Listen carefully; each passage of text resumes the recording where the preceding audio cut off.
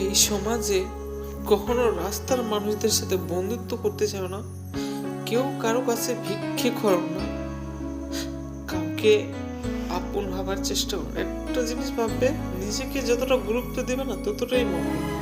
আর যে সময়টা আমার পরিবারকে বলার মতো ছিল, সে সময়টা আমার পরিবারকে বলিনি, বাড়ির মানুষকে বেশি বিশ্বাস করেছি। যখন ওই জায়গাটা তিনটা মানুষদেরকে রিকোয়েস্ট করেছিলাম, মানুষটাকে যখন বললাম দাদা গো এরকম ব্যাপার, মানুষটা আমাকে বললো আমি কি করব, যদি মানুষটাকে না আমার একটা মন্দিরের পাথরের মূর্তিকে বলতাম না, হয়তো একদিন বা 24 ঘন্টার পরে সে রেজাল্ট। সেই মানুষটাকে বলছে তুমি সুখী থাকবে দাদা। আজকে হয়তো তাকে পাওয়ার জন্য আমি চোখের জল ফেলছি। সেই কথাটা রাম সীতার মতো স্মরণ করতাম, সেই সময় বলতাম